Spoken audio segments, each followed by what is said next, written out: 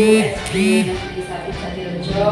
Terima kasih pada siang hari ini sudah hadir memenuhi undangan saya, yaitu untuk mengikuti diseminasi tentang budaya positif. Yang mana budaya positif ini adalah salah satu materi yang saya dapatkan dari pendidikan guru pembuka. Sebelumnya, marilah kita senantiasa memanjatkan puji syukur kehadirat Allah Subhanahu wa Ta'ala, Tuhan Yang Maha Esa, karena pada kesempatan hari ini kita masih senantiasa diberikan kesehatan, kenikmatan, keberkahan, sehingga kita bisa melaksanakan segala aktivitas kita dengan baik dan lancar. Nah, pada hari ini saya tidak bersifat untuk menggurui, tetapi saya ingin berbagi, kita saling sharing. Mungkin dari Bapak Ibu sebelumnya sudah ada, mungkin ada yang sudah mendapatkan materi ini, dan nanti kita bisa saling berbagi.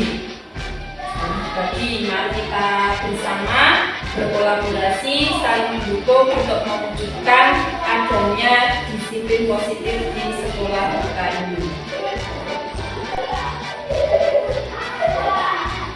Untuk materi yang ada di budaya positif ini meliputi disiplin positif dan nilai-nilai kebajikan universal.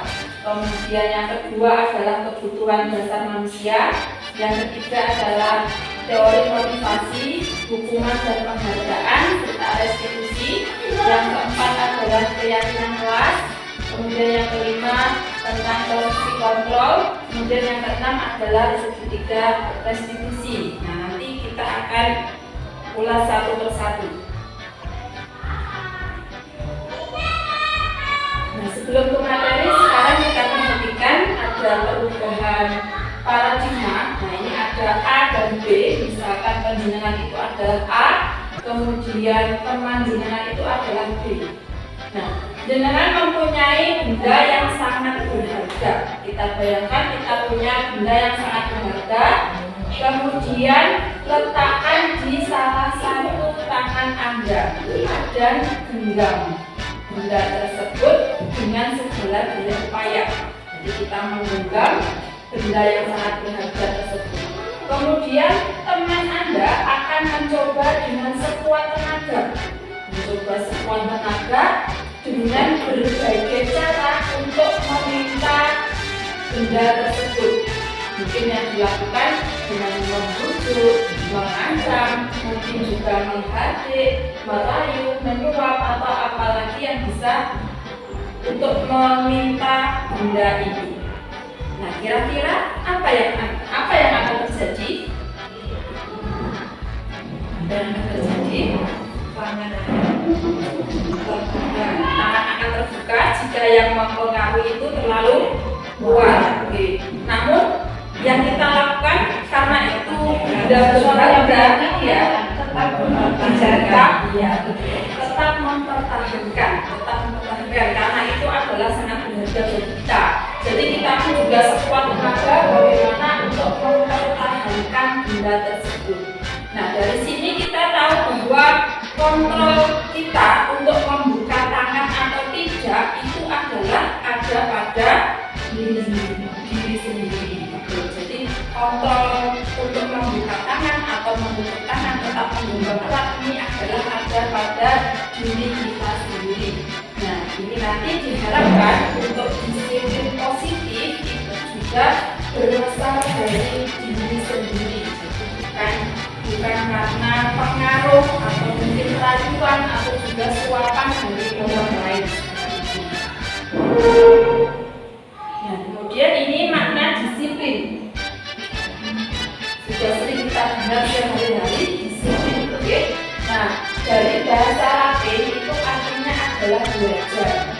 Kemudian disiplin diri itu membuat orang untuk menggali potensinya menuju sebuah tujuan tentang apa yang dihargai. Namun dalam budaya kita, makna kata disiplin itu telah berubah menjadi sesuatu yang dilakukan seseorang pada orang lain untuk mendapatkan kepatuhan. Begitu. Nah, kecenderungannya adalah menghubungkan kata disiplin dengan ketidaknyamanan. bukan dengan apa yang kita hargai. Kemudian untuk disiplin positif, ini merupakan salah satu cara penerapan disiplin yang bertujuan untuk menumbuhkan kesadaran serta memberdayakan anak untuk melakukan sesuatu tanpa ancaman, sogokan, atau hukuman. Jadi yang kita harapkan nanti pelaksanaan disiplin itu muncul dari dalam diri anak itu sendiri, bukan karena ada ancaman atau sogokan, atau juga karena ada hukuman. Lalu selanjutnya adalah tentang nilai-nilai kebajikan universal. Nilai-nilai kebajikan itu adalah berkaitan dengan sifat-sifat yang positif, kebaikan. Nah, ini merupakan tujuan mulia yang ingin dicapai setiap individu. Nah, nilai-nilai tersebut bersifat universal dan lintas bahasa, suku bangsa, agama maupun latar belakang. Jadi bersifat umum. Kemudian dengan mengaitkan nilai-nilai kebajikan yang diyakini seseorang, maka motivasi intrinsiknya akan terbangun. Jika orang itu sudah tahu, oh itu positif, maka di dalam diri seseorang itu akan timbul keyakinan untuk melakukan hal positif tersebut. Nah, nilai-nilai kebajikan ini sesuai dengan yang kita kenal selama ini, yaitu profil pelajar Pancasila. Isinya apa saja? Sudah ada bahwa profil pelajar Pancasila itu diantaranya yang pertama, beriman, bertakwa kepada Tuhan Yang Maha Esa dan berakhlak mulia. Kemudian mandiri, bernalar kritis, berkebinekaan tunggal, bergotong royong, serta berbakti.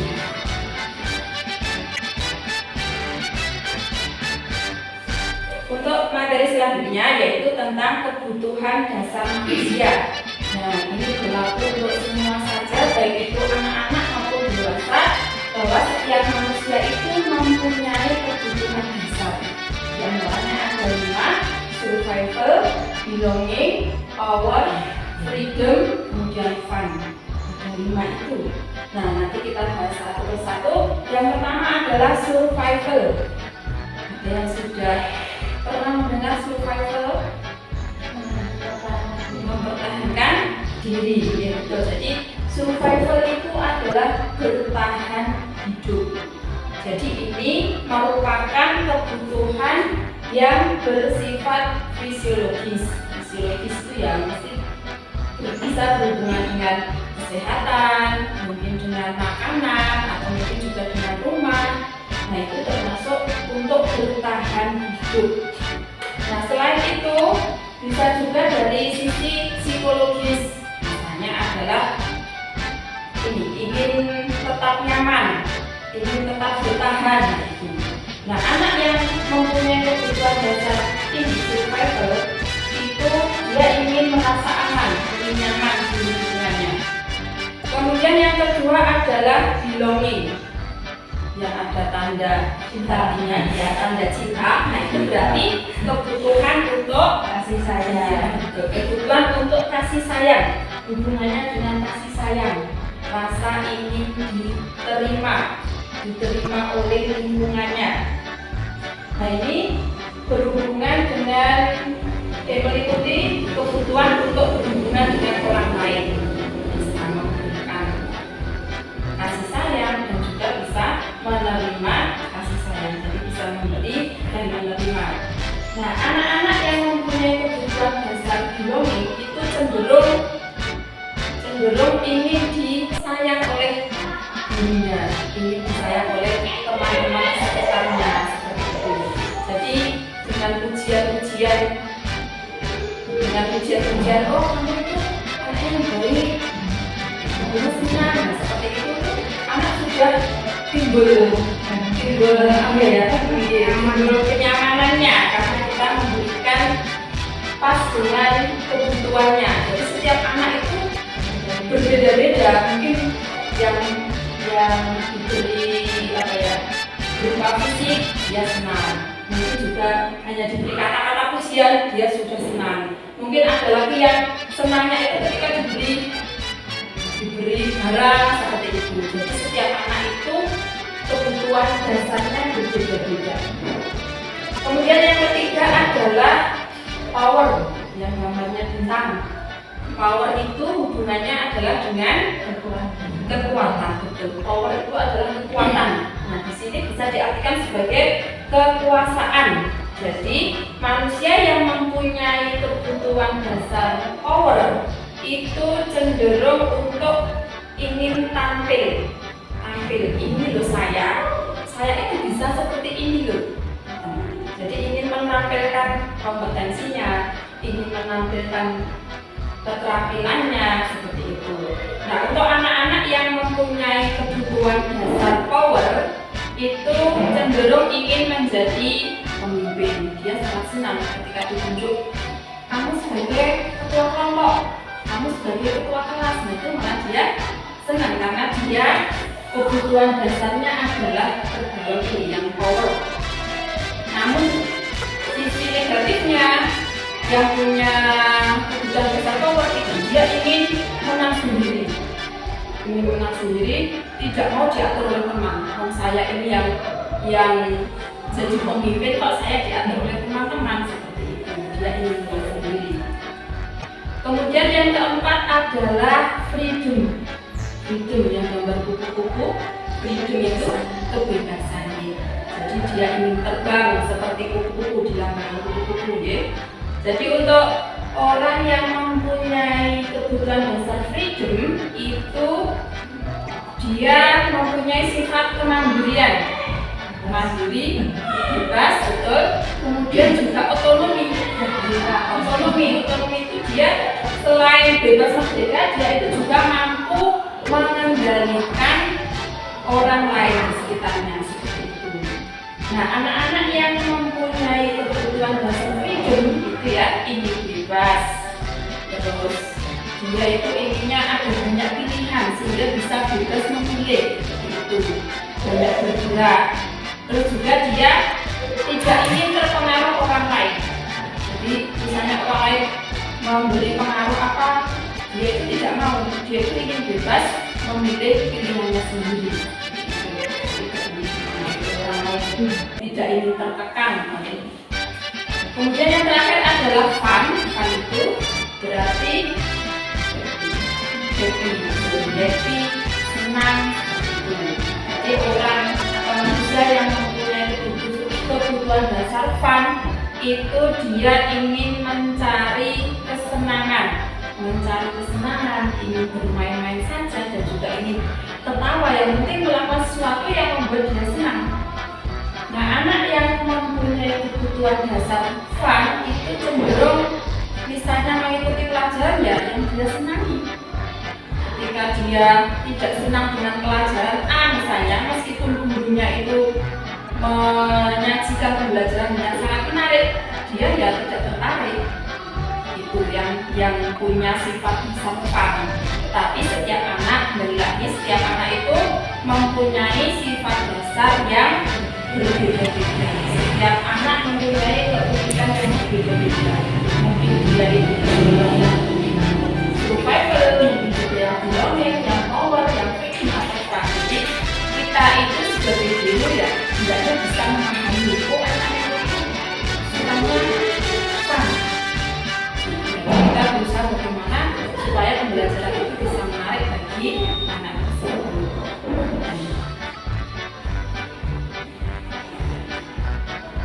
Selanjutnya, berawal dari kebutuhan dasar itu tadi, kemudian muncullah motivasi. Adanya motivasi itu merupakan dorongan yang timbul dari diri seseorang yang secara sadar atau tidak sadar itu untuk melakukan tindakan dengan tujuan tertentu. Nah, di sini motivasi itu yang pertama itu adalah untuk menghindari ketidaknyamanan atau hukuman. Jadi anak itu melakukan sesuatu itu karena untuk menghindari hukuman. Saya belajar apapun itu supaya tidak dihukum. Itu mungkin motivasinya anak ada yang seperti itu. Nah, kalau anak mempunyai motivasi seperti itu ingin menghindari hukuman, maka itu termasuk yang dari luar atau ekstrinsik. Kemudian yang kedua adalah melakukan sesuatu karena untuk mendapatkan imbalan dari orang lain atau institusi. Jika saya melakukan ini, saya akan mendapatkan apa ya? Nah, ini juga termasuk motivasi yang ekstrinsik yang berasal dari luar. Nah, yang ketiga adalah untuk menghargai diri sendiri. Jadi melakukan sesuatu itu niatnya adalah untuk menghargai diri sendiri. Kalau saya nanti dapat tempat waktu itu, saya akan seperti apa ya? Saya akan menjadi bagaimana ya? Seperti itu. Nah, kalau untuk yang nomor 3, menghargai diri sendiri, ini berarti motivasi intrinsik yang berasal dari dalam diri anak itu sendiri. Nah, yang kita harapkan pada pelaksanaan disiplin positif itu anak itu termotivasi dari dalam diri sendiri, jadi bukan karena hukuman, bukan karena ingin mendapatkan imbalan seperti itu. Nah, ini ada konsep disiplin dengan identitas diri. Yang pertama adalah hukuman. Ternyata hukuman itu termasuk salah satu cara yang manjur untuk menerapkan disiplin. Nanti yang tidak betul apapun misalnya hukum apa seperti itu ya. Jadi itu memang sangat manjur. Tapi ternyata pemberian hukuman itu termasuk konsep disiplin yang salah atau yang gagal. Nah, karena apa? Karena yang pertama menyakitkan. Jelas menyakitkan bagi siswa yang dihukum. Karena kalau hukuman itu biasanya identik dengan fisik, jadi akan menyakitkan bagi yang dihukum. Kemudian yang kedua, tidak nyaman. Itu sudah otomatis siswa yang mendapatkan hukuman akan merasa tidak nyaman. Kemudian yang ketiga, murid akan takut mendapatkan hukuman. Kemudian bersifat memaksa. Dan selanjutnya adalah murid menyembunyikan kesalahan. Jadi karena takut kalau dihukum, akhirnya terus berbohong, menyembunyikan kesalahan. Kemudian bisa saja dia terus menyalahkan temannya. Bukan saya seperti itu, terus mencari kambing hitam. Nah, itu kalau kita memberikan hukuman. Kemudian murid juga menjadi rendah diri, akhirnya terus malu dengan teman-temannya. Kemudian yang selanjutnya adalah penghargaan. Penghargaan ini sepertinya juga bagus, kita memberikan penghargaan pada anak yang mempunyai disiplin positif. Ternyata pemberian penghargaan ini juga termasuk konsep disiplin yang gagal. Ada pengaruh jangka pendek dan jangka panjang.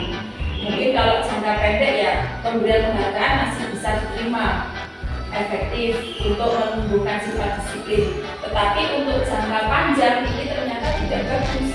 Lama-kelamaan anak itu akan ketergantungan. Nanti diberi penghargaan ya. Kalau nggak diberi penghargaan, saya nggak usah disiplin lagi. Jangka panjangnya tidak bagus. Kemudian yang kedua adalah merusak hubungan. Jadi kaitannya dengan teman-teman yang lain. Nanti terus yang lain pasti iri. Kok itu terus kalau yang memberi penghargaan, saya kok tidak. Terus mematikan kreativitas. Itu maksudnya begini. Misalnya anak melakukan suatu kebaikan. Nah, ternyata sudah mendapatkan penghargaan dari gurunya. Terus padahal dia itu masih bisa melaksanakan kebaikan yang lebih, tapi terus dia tidak melakukan karena melakukan seperti ini saja sudah dapat penghargaan kok, kenapa saya harus berbuat yang lebih banyak lagi seperti itu. Artinya akan mematikan kreativitas. Kemudian yang hukum. Jadi memang hukuman dan pengharga itu ternyata tidak jauh berbeda. Yang penghargaan nanti kalau ternyata sudah mengharap, terlalu mengharap dan ternyata tidak mendapatkan, pasti akan kecewa. Dan itu kalau kecewa kan juga nanti termasuk hukuman juga, seperti itu. Hubungannya antara hukuman dan penghargaan termasuk yang identitas gagal. Ada yang lebih baik lagi dari hukuman dan penghargaan yang disebut sebagai konsekuensi. Perbedaan antara hukuman dan konsekuensi. Kalau hukuman itu pada umumnya bersifat menyakitkan anak. Kemudian kalau konsekuensi, sesuatu harus terjadi. Misalnya anak menumpahkan air minum temannya, maka konsekuensinya anak harus membersihkan, harus memakai, seperti itu. Beda lagi kalau hukuman, mungkin pas menumpahkan langsung dihukum, suruh lari halaman, seperti itu termasuk hukuman. Kalau konsekuensi, karena kamu sudah menumpahkan, maka kamu harus bertanggung jawab membersihkan. Kemudian untuk hukuman itu akan membuat anak sakit, tidak secara fisik, tapi di hati juga, nanti juga akan membuat anak sakit. Kalau konsekuensi itu anak akan merasa tidak aman dalam jangka waktu pendek. Jadi tidak nyamannya ya ketika disuruh itu saja, ketika disuruh bersihkan nanti setelah itu selesai. Itu konsekuensi. Kemudian kalau hukuman nanti akibatnya anak akan membenci kemiskinan. Artinya bisa saja benci terhadap sifat disiplin. Kalau konsekuensi itu anak akan menghargai disiplin. Kemudian untuk hukuman itu bersifat paksaan, kalau konsekuensi bersifat stimulus dan anggapan. Ayo kamu tadi sudah melupakan loh, terus sekarang bagaimana? Diberi stimulus, udah saya bersihkan. Kemudian untuk hukuman itu mendorong anak menyakiti diri sendiri. Kalau konsekuensi, maka anak akan mudah untuk menyesuaikan diri. Nah selanjutnya untuk hukuman itu konsep dirinya menjadi buruk, kalau konsekuensi menjadi baik, konsepnya baik. Kemudian yang hukuman anak belajar menyembunyikan kesalahan. Kita karena takut dihukum lagi, takut sakit lagi, maka terus disembunyikan kesalahannya. Akhirnya kan terus akibatnya anak itu akan berubah. Merasa bersalah dan dipermalukan. Kalau yang konsekuensi anak akan belajar untuk mematuhi peraturan. Nah, namun untuk konsekuensi itu anak akan kehilangan hak, dibuat tidak nyaman sementara lakukan ini. Ini maksudnya ketika anak menumpahkan, kemudian terus konsekuensinya kamu harus membersihkan tempat itu. Padahal anak tadi, saya tadi minta maaf dulu kok, seperti itu. Jadi anak itu kehilangan hak, itu seperti itu maksudnya. Jadi mungkin dia juga ingin merenungi kesalahannya. Jadi sebelum membersihkan saya tadi padahal ingin minta maaf dulu loh kok sama guru sudah disuruh membersihkan. Nah ini tindakan guru. Contoh-contoh tindakan guru. Yang pertama adalah mencatat 100 kali di dalam buku dengan kalimat saya tidak akan terlambat lagi. Ini termasuk hukuman atau konsekuensi. Kemudian yang nomor 2, lari mengelilingi lapangan basket 2 kali karena terlambat hadir di sekolah. Dan nomor 3, murid diminta untuk push up 15 kali karena tidak menggunakan masker di sekolah. Dan nomor 4, membagikan kertas tugas rumah yang telah dibuat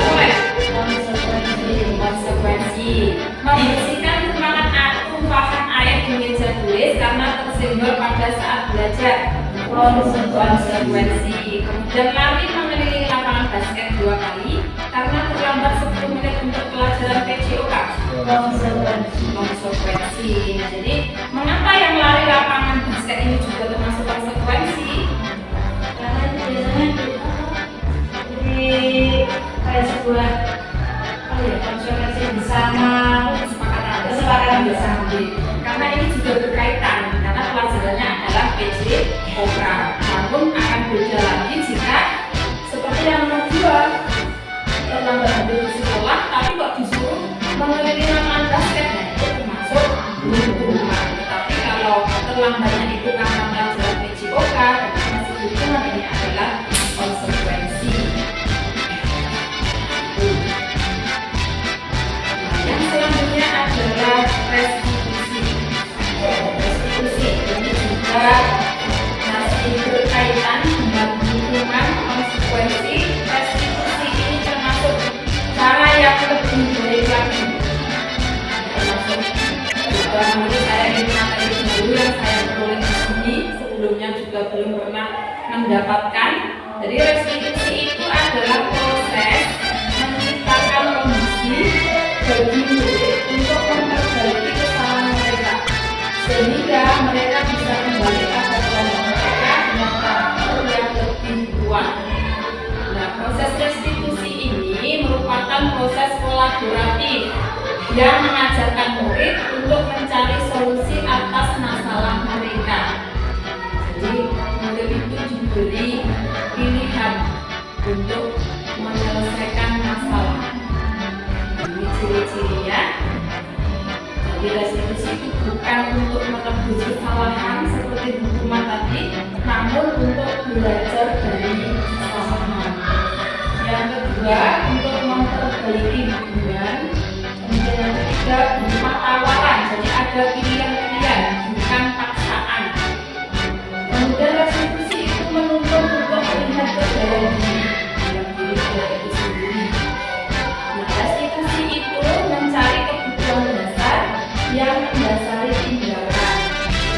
Jadi merupakan cara yang paling baik, fokus pada karakter serta fokus pada solusi. Nah, ini perbedaannya. Jadi kalau memberikan hukuman itu termasuk yang identitas gagal, kalau yang konsekuensi dan restitusi itu termasuk yang identitas sukses. Kalau hukuman itu menyakitkan, jelas nanti sudah kita bahas, hukuman menyakitkan. Kalau konsekuensi sesuatu yang harus terjadi. Sedangkan restitusi itu ada pilihannya. Jadi nanti dikembalikan kepada anak sendiri untuk memilih. Hukuman itu anak akan merasa tidak nyaman dalam jangka waktu yang panjang. Kalau konsekuensi itu tidak nyamannya hanya jangka waktu pendek. Kemudian untuk restitusi itu bisa menguatkan anak dalam jangka waktu yang panjang. Selanjutnya, untuk hukuman korban mendapatkan keadilan. Kemudian konsekuensi korban bisa diabaikan. Untuk restitusi korban mendapatkan hukuman. Kemudian anak akan merasa tersakiti untuk hukuman. Kemudian konsekuensi tidak nyaman tapi hanya sesaat saja. Kemudian untuk restitusi anak akan mendapatkan kekuatan. Nah, untuk restitusi ketika ada masalah itu akan terpecahkan. Murid akan bertanggung jawab untuk memperbaiki kesalahannya. Fokusnya itu pada memecahkan masalah. Biasanya yang kita katakan ketika memberi hukuman, peraturannya adalah kamu harus datang tepat waktu. Kemudian kalau konsekuensi, peraturannya apa kalau setelah kita itu mampukah kamu melakukannya? Kalau restitusi, apa yang kamu yakini yang bisa kamu lakukan untuk memperbaiki masalah ini apa? Jadi untuk hukuman itu bersifat negatif, konsekuensi itu netral, kemudian restitusi itu positif. Sekarang tentang peraturan kelas dan juga keyakinan kelas. Kenapa kok disebut keyakinan kelas? Mengapa kok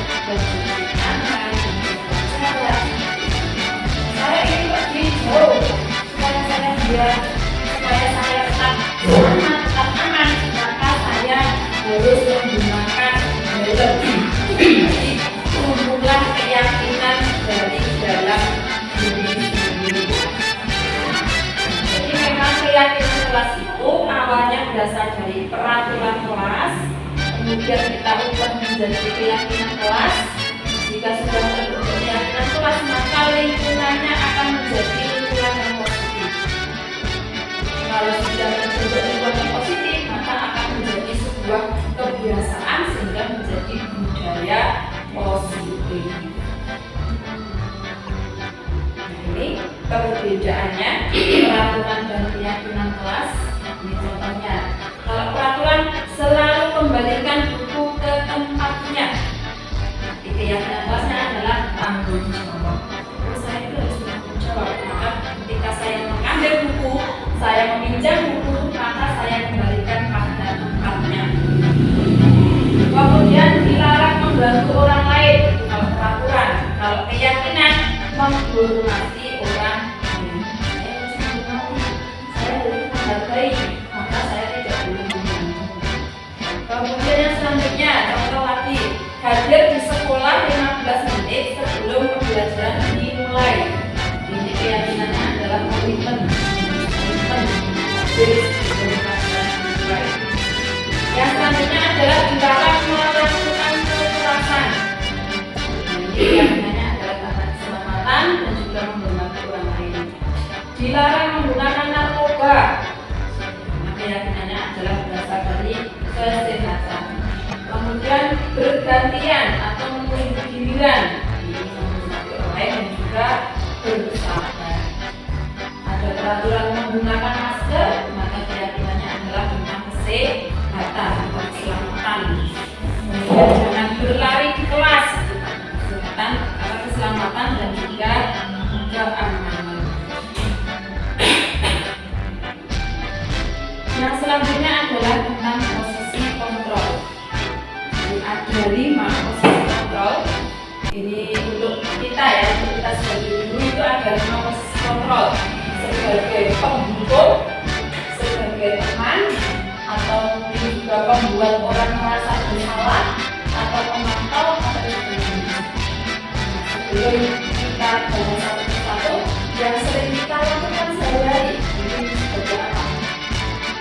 Sudah kita lakukan sebagai teman, sebagai pemantau, sebagai teman, sebagai pemantau. Kita akan mau pelajari satu persatu. Yang termasuk identitas terbaik itu adalah sebagai pembukur dan juga pembuat orang merasa bersalah. Itu termasuk dari agama. Oke. Nah, contohnya ini guru berbuat, kalau pembukur tadi langsung menyakiti, menyindir itu juga termasuk pembukur ya, karena menyakiti hati, kemudian menghargai, menunjuk-unjuk seperti itu. Contohnya, kamu ini sudah berbuat kesalahan, kamu nakal, awas ya, rasakan. Itu termasuk membukul. Kemudian kalau membuat orang bersalah, cenderung berceramah. Kamu itu seharusnya saya tidak tahu, itu luas sekali mengatakan, itu stres, itu kecewa. Jika mengungkapkan rasa kecewanya, maka orang lain atau anak itu akan merasa bersalah. Saya sudah membuat kecewa. Nah, kemudian hasilnya, kalau pembukul tadi, hasilnya itu anak akan memberontak, menyalahkan orang lain, misalnya juga berbohong, menyembunyikan kesalahan tadi supaya tidak dihukum oleh hukum. Kemudian untuk yang membuat merasa bersalah itu hampir sama, anak akan menyembunyikan kesalahannya.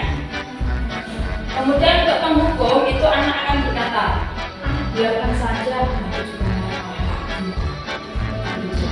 Lama-kelamaan akhirnya terus merasa seperti kebal. Orang yang dihukum begitu, kan kebal. Kemudian untuk membuat orang merasa bersalah itu murid akan berkata, akan meminta maaf, merasa tidak diri. Kemudian untuk penghukum itu tadi membuat kesalahan harus berhukum mundur. Kemudian untuk identitas yang berhasil ini ada 3 sebagai teman, pemantau, dan juga manajer. Kalau yang teman dan pemantau ini masih kontrol dari luar.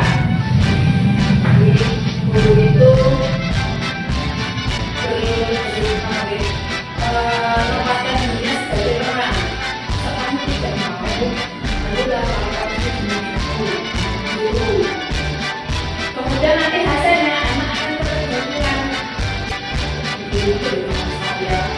Terus akhirnya lama-lamaan bisa yang pakai. Kemudian dampaknya adalah lemah, anak menjadi lemah, tidak mandiri, dan juga bergantung pada individu. Untuk pemantau ini dulu akan berkata, kamu tak berbuat seperti ini, peraturannya apa tahu? Kemudian hasilnya anak akan menyesuaikan diri. Bila diawasi, maka akan bersungguh-sungguh. Nanti kalau tidak diawasi guru nanti lain gitu ya. Jadi ketika tidak dipantau, anak akan kembali lagi untuk diri. Nah ini untuk yang memantau itu menitik beratkan pada sanksi atau ujian. Yang terakhir adalah sebagai manajer. Ini adalah posisi kontrol yang paling bagus termasuk yang sukses dan juga berasal dari diri sendiri. Apa yang kita yakini, apa yang bisa kamu kerjakan untuk memperbaiki masalah ini, jadi akan menguatkan pribadi anak.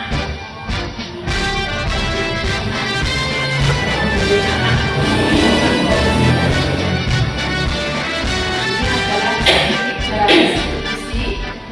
Jadi pada saat kita memposisikan diri kita sebagai manajer, nah ini kan kita bertanya pada anak, apa yang kita yakini, apa yang bisa kamu lakukan untuk memperbaiki kesalahanmu itu tadi. Nah ini bisa dilakukan yang namanya segitiga restitusi. Ada 3 tahapannya. Yang pertama adalah menstabilkan identitas. Jadi ini menguatkan anak seperti itu, menguatkan anak yang sudah berbuat salah tadi. Nah ini yang bisa kita lakukan itu misalnya begini, dulu juga pernah berbuat salah seperti itu. Jadi kami tidak usah merasa minder, betul, tidak usah merasa minder. Jadi memang tidak ada manusia yang sempurna. Berbuat salah itu adalah hal yang biasa. Jadi kita cari bagaimana cara menyelesaikannya dalam menstabilkan identitas. Kemudian yang kedua adalah validasi tindakan yang salah. Ini kita validasi tindakan yang salah. Sebetulnya kamu nanti bisa berbuat lebih buruk dari itu, tapi nyatanya kamu tidak melakukannya. Itu kita cari untuk memperbaiki kesalahan. Yang ketiga adalah menanyakan keyakinan. Keyakinan klasik apa? Yang sudah disepakati tadi apa? Misalnya disiplin, tanggung jawab. Nah, kamu itu melanggar yang mana? Terus apakah kamu bersedia untuk memperbaikinya? Kalau bersedia dengan cara apa? Jadi anak itu dibimbing untuk memecahkan masalah tersebut. Nah ini contoh membuat keyakinan kelas. Jadi hal pertama yang kita lakukan adalah kita membuat peraturan kelas dulu. Jadi memang berangkat dari peraturan kelas. Kita beri kesempatan kepada anak-anak di kelas ini disepakati bagaimana peraturannya, bagaimana misalnya harus berpakaian rapi, kesempatan untuk menuliskan peraturan kelas, menyampaikannya. Kemudian kita diskusikan bersama, kita sepakati yang menjadi peraturan kelas itu yang mana. Setelah mendapatkan kesepakatan peraturan kelas, nanti kita kemudian mengubahnya menjadi keyakinan kelas. Keyakinan kelas itu misalnya tadi harus berpakaian yang rapi, di sekolah harus berpakaian yang rapi, jadi itu termasuk disiplin dalam berpakaian. Kemudian harus mengerjakan tugas dengan tepat waktu, nah itu termasuk tanggung jawab. Nah untuk pembuatan keyakinan kelas nanti lebih abstrak dari peraturan. Kemudian pernyataannya berupa universal, jadi tanggung jawab, disiplin seperti itu. Kemudian dibuat dalam bentuk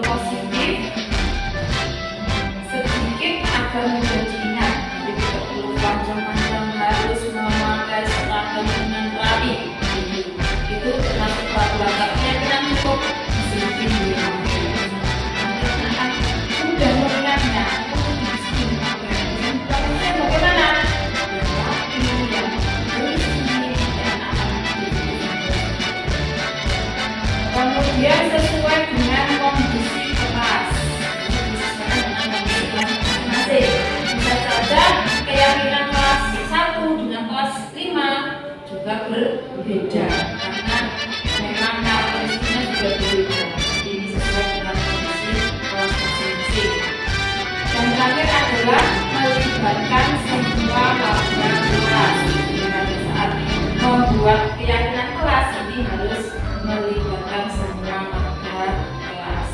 Setelah ada keyakinan kelas, nanti kita juga bisa membuat keyakinan sekolah, misalnya seperti itu. Jadi juga prosesnya harus melibatkan semua warga sekolah. Kemudian untuk yang segitiga restitusi ini sudah pernah ini bisa bersama-sama.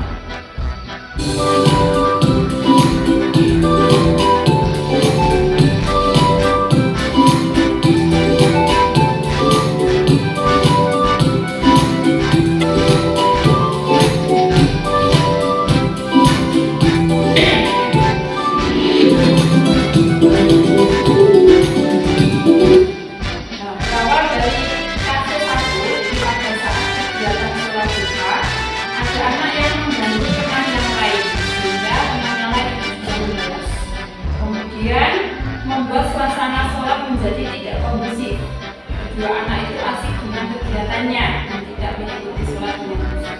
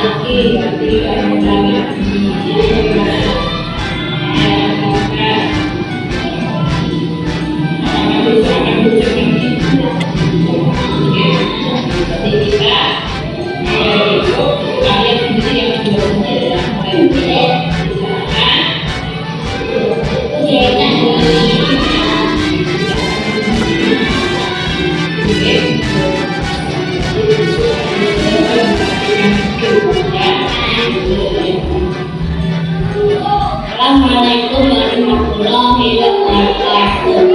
Nama saya Bapak Sentosa. Saya berarti kelas 2. Saya project bersama Irul dan saya dipanggil ke kantor sama Bu Ani. Akhirnya saya dibimbing untuk menyelesaikan masalah ini.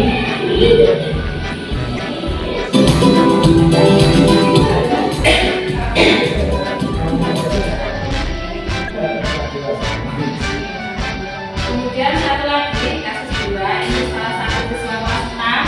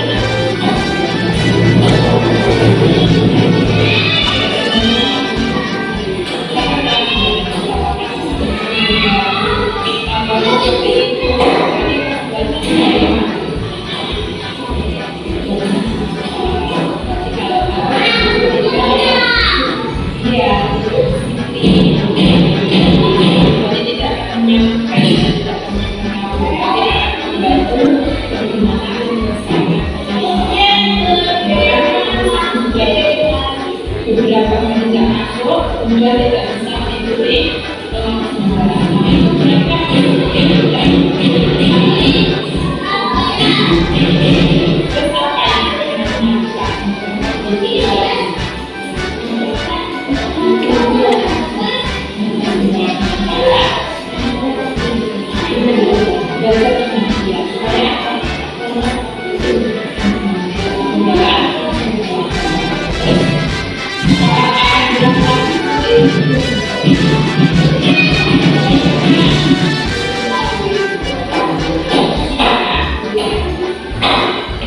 Salam Assalamualaikum warahmatullahi wabarakatuh. Nama saya Afiaka, kelas 6. Saya kemarin tidak masuk sekolah seminggu karena ibu orangnya jatuh. Hari ini dipanggil Bu Ani, dibimbing Bu Ani, saya akan belajar dengan dia tidak mengulangi lagi. Wassalamualaikum warahmatullahi wabarakatuh.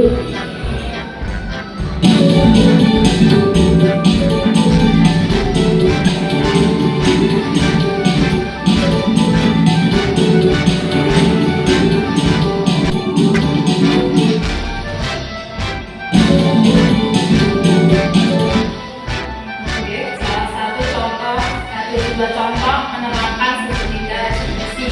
Ketika ada anak yang salah, maka kita membimbing untuk bagaimana dia itu mencari solusinya sendiri, sehingga tumbuh dari dalam dirinya sendiri karena pengaruh orang lain. Semoga kita bisa melaksanakan dan menunjukkan budaya positif ini. Ya, demikian materi yang saya sampaikan. Mungkin bagi Bapak Ibu ada yang disampaikan. Sudah dijelaskan berkaitan dengan konsep disiplin dengan identitas gagal, yaitu contohnya ada hukuman dan penghargaan. Kalau misalkan ujian itu apa juga termasuk konsep disiplin dengan identitas gagal atau bagaimana? Oh, yang ujian. Jadi untuk yang memberikan penghargaan di sini yang dimaksud adalah penghargaan yang berupa barang. Itu akan membuat anak ketergantungan dan itu juga termasuk salah satu apa ya, yang bersifat menghukum. Tetapi kalau ujian mungkin itu bersifat verbal ya, ujian dan diberi jempol, diberi tepuk jempol atau apa itu bukan termasuk yang identitas gagal. Jadi boleh atau bisa kita lakukan sehari-hari untuk memberikan penghargaan kepada anak berupa hukuman. Terima kasih Bapak Ibu yang sudah berkenan menyimak materi tentang budaya positif. Semoga kita bisa bekerjasama dan berkolaborasi untuk mewujudkan lingkungan serta budaya yang positif di sekolah kita. Terima kasih dari saya, banyak kekurangan saya mohon maaf. Wassalamualaikum warahmatullahi wabarakatuh.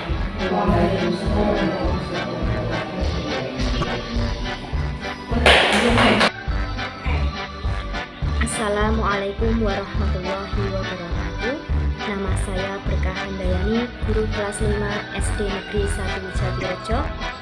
Setelah saya mendengarkan paparan tentang budaya positif yang disampaikan oleh Ibu Ani, saya memahami bahwa praktik yang saya lakukan di kelas termasuk dalam konsep disiplin dengan identitas gagal. Melalui kegiatan diseminasi yang disampaikan oleh Ibu Ani, membuka wawasan saya untuk memperbaiki dan mulai menerapkan konsep disiplin dengan identitas sukses sehingga terbentuk budaya positif di kelas saya khususnya. Demikian refleksi saya dari kegiatan diseminasi ini. Terima kasih. Wassalamualaikum warahmatullahi wabarakatuh.